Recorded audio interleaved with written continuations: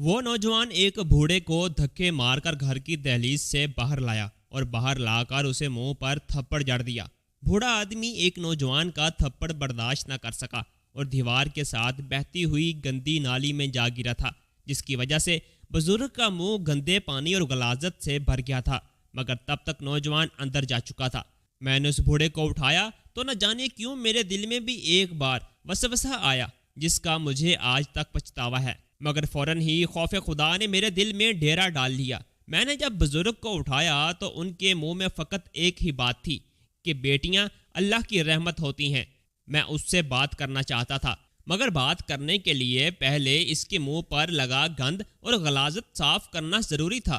میں پاس موجود دکان پر گیا اور اس دکاندار کے کولر کی جانب بڑھا ہی تھا کہ اس نے پانی لینے سے یہ کہتے ہوئے روک دیا کہ اس گلاس میں میں خود بھی پانی پیتا ہوں، اگر اس گلاس میں تم اس بزرگ کو پانی دو گے تو میں جب بھی پانی پینے لگوں گا مجھے بزرگ کا خیال آئے گا اور میرا دل خراب ہو جائے گا، مجھے ابکیاں آئیں گی، شاید الٹی کہہ بھی آ جائے، لہٰذا اگر تم خود اتنے گندے ہو تو کم از کم ہمیں اپنے جیسا نہ سمجھو اور اس بزرگ کو گھر لے جا کر صفائی کا انتظام کرو۔ نہ جانے کیوں مگر دکاندار کی بات سن کر بہت دکھ ہوا، شاید میرا کوئی گھر نہیں تھا اس لیے، یا پھر شاید اس نے مجھے غلیظ سمجھا اس لیے، یا پھر کوئی اور وجہ تھی، مگر جو بھی تھا میری جیب میں کچھ پیسے موجود تھے۔ میں نے چپ کر کے منرل واٹر کی ایک بوتل لی اور بزرگ کی جانب چل پڑا۔ میں نے زندگی میں بہت گناہ کیے ہیں، شاید میرا انجام ان بزرگ سے بھی بدتر ہوگا۔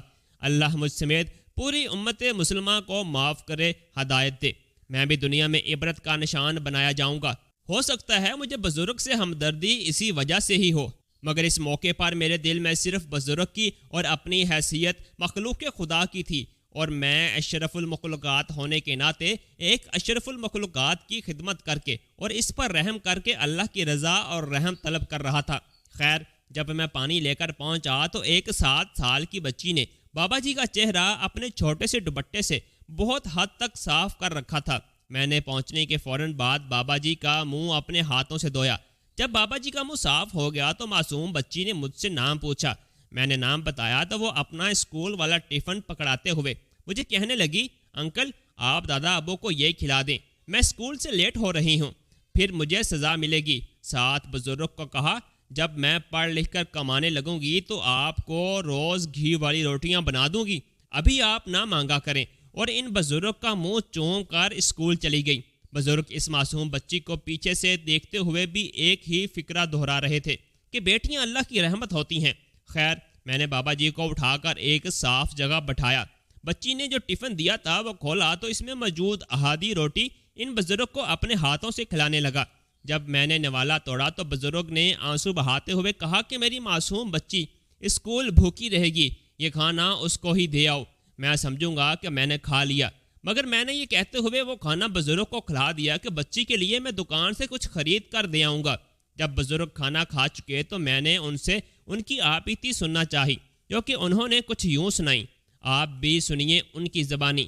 بیٹا، میں اس گاؤں کا سب سے بڑا ذمہ دار تھا، اللہ نے مجھے پہلی اولاد بیٹا دیا تو میں بہت خوش ہوا۔ میں نے سارے گاؤں میں میٹھا تقسیم کروایا، مجھے بڑے بڑے وڈیروں نے آ کر مبارکباد دی۔ میں نے ایک بہت بڑے جشن کا اہتمام کیا جس میں شراب، شباب اور کباب تینوں کی کمی نہ تھی۔ میرے بیٹے کی پیدائش سے نہ پہلے اور نہ بعد میں کبھی کوئی اتنی خوشی کر سکا۔ خیر، جب دوسری بار میرے گھر اولاد پیدا ہوئی تو وہ بیٹی تھی۔ میں نے بیٹی کے پیدا ہوتے ہی بیگم کو کہا، یا مجھ سے طلاق لے لو اور اپنی کوکھ کو کوس لو۔ مجھے اپنی ذات سے نفرت تھی، مجھے لگتا تھا وہ میری جائیداد وغیرہ کو دے دے گی، میرے بیٹے کا حق چھین کر اپنے شوہر اور بچوں کی جھولی میں ڈال دے گی۔ مجھے لگتا تھا بیٹی پیدا ہونے کی وجہ سے لوگ میری مردانگی پر شک کریں گے، پتہ نہیں کیوں، مگر مجھے یقین تھا بیٹی میرے زوال کی وجہ بنے گی، مگر میں غلط تھا۔ اس لیے بیٹی کے پیدا ہوتے اور گھر سے دائی کے نکلتے ہی ہم دونوں میاں بیوی میں یہ بحث شروع ہو گئی۔ جب میری بیوی دونوں باتوں پر متفق نہ ہوئی اور مجھے واسطے منتیں اور دلیلیں دینے لگی تو میرے ذہن میں ایک ترکیب آئی۔ میں چپ چاپ وضو کرنے کے بہانے اٹھا، جا کر ہاتھ منہ دھویا، خود کو تسلی دی، تھوڑی دیر سوچا، پھر مکمل وضو کیا۔ آ کر بیگم سے کہا کہ بیٹی مجھے پکڑاؤ، میں اس کے کان میں اذان دوں گا، مگر میری بیگم کو مجھ پر یقین نہ تھا۔ لہٰذا اس نے بیٹی مجھے یہ کہتے ہوئے پکڑانے سے انکار کر دیا کہ اذان صبح میرا بھائی آ کر دے لے گا۔ جب بیگم نے انکار کیا تو میں نے زبردستی بیٹی بیگم کے ہاتھ سے اٹھا لی، جو پہلے ہاتھ پاؤں چلا رہی تھی مگر میری گرفت میں آتے ہی شاید سہم گئی۔ میں نے منہ مغرب کی طرف کیا، بیٹی کے کان میں اذان دینا شروع کی۔ اذان کے الفاظ سن کر میری بیگم مطمئن ہوگی، مگر جب اذان مکمل ہو گئی تو میں نے جان بوجھ کر بیٹی بیگم کو پکڑانے کے بہانے ہوا میں ہی چھوڑ دی۔ میری بیٹی میرے ہاتھوں سے نکلنے کے بعد بہت زور سے زمین سے ٹکرائی اور شاید تب ہی اللہ کو پیاری ہو گئی۔ بیگم کی شور مچانے پر میں تانگے والے کو بلانے گیا، مگر جان بوجھ کر لیٹ پہنچا تاکہ میری بیٹی میں کوئی سانس باقی ہے تو وہ بھی ختم ہو جائے، اور جب میں تانگے والے کو لے کر گھر پہنچا تو میری بیٹی کی جان نکل چکی تھی۔ میری بیگم نے حقارت، تعصف اور آنسوؤں بری نظر مجھ پر ڈالی، اور میں نے بیگم کا شور سن کر آ جانے والی عورتوں کو کہا کہ اذان دے کر بیٹی بیگم کو پکڑائی تو بیگم کے ہاتھ سے گر گئی۔ میری بیگم نے چپ چاپ بیٹی کی موت اپنے سر لے لی۔ اس کے بعد جتنا عرصہ میری بیگم زندہ رہی، لاکھ جتن کر لینے کے باوجود میں اسے پہلے کی طرح خوش نہ رکھ سکا۔ نہ کبھی میری اس بیٹی کے بعد کوئی اولاد پیدا ہوئی۔ اگر میں کبھی بیگم سے اس موضوع پر بات کرتا تو وہ فقط اتنا کہہ کر مجھے خاموش کرا دیتی کہ تم نے اللہ کی طرف سے بھیجی گئی اللہ کی رحمت کو ٹھکرا کر واپس اللہ کو موڑ دیا ہے، اب تمہارے گھر میں رحمت ہونا ممکن نہیں ہے۔ میں یہ جواب سن کر اندر تک لرز جاتا اور چپ چاپ اپنے بیٹے کو سینے سے لگا کر اپنا دل بہلانے لگتا۔ میں نے اتنا پیار اپنے بیٹے کو دیا کہ اگر سانپ کو بھی دیتا تو وہ بھی میرا وفادار ہوتا، مگر میرا بیٹا بے وفا نکلا۔ جب میرا بیٹا تھوڑا جوان ہوا تو مجھے پلٹ کر جواب دینے لگا، جب کچھ اور وقت گزرا تو مجھے گالیاں بھی دینے لگا، اور جب اس کی شادی کے بعد اس کی ماں مر گئی تو تب سے مجھ پر ہاتھ بھی اٹھانے لگا ہے۔ میرا بیٹا نشہ کرنے لگا، نشے پر لگ کر ساری زمین جائیداد بیچتی جو میں نے اسے دی تھی۔ میرے بیٹے نے وہی زمین غیروں کو بیچ دی ہے جو بیٹی کے حصے کی صورت میں میرے بیٹے سے چھین کر غیروں میں جانے کے ڈر سے میں نے بیٹی کو پیدا ہوتے ہی اپنے ہاتھوں سے قتل کر دیا تھا۔ میری بیٹی زندہ ہوتی تو شاید صرف اپنا حصہ لے جاتی، یا کم از کم اس کا حصہ بکنے سے تو بچ جاتا۔ میرے ظالم بیٹے نے میرے جیتے جی ساری جائیداد نشے میں لگا کر برباد کر دی۔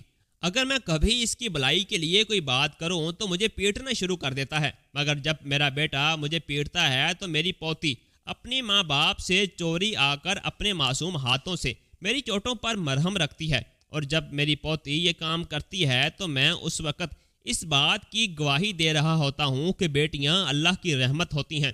اگر کوئی آدمی رحمت ٹھکرا کر نعمت پائے گا تو یقین کرو وہی نعمت اس کے لیے وہ بالغ جان بن جائے گی۔ آخر میں بابا جی روتے ہوئے بتا رہے تھے کہ آج فقط میرے بیٹے نے مجھے اس بات پر پیٹا ہے کہ میں نے کہا تھا مجھ سے خشک پراٹھا نہیں کھایا جاتا، مجھے گھی والی نرم روٹی بنا کر دیا کرو۔ ابھی میری بات ختم نہیں ہوئی تھی کہ میرے بیٹے نے میرے منہ کے سامنے سے وہ روٹی بھی اٹھا لی اور مجھے پیٹنا شروع کر دیا۔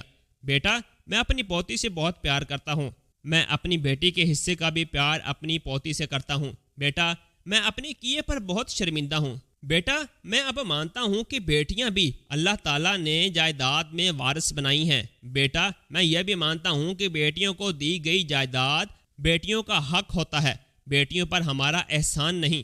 بیٹا، میں یہ بھی جانتا ہوں کہ بیٹیاں غیر نہیں ہوتی، مگر پھر بھی میرے دل سے پچھتاوا نہیں جاتا۔ میں کیا کروں؟ میرے پاس بابا جی کے سوال کا کوئی جواب نہ تھا۔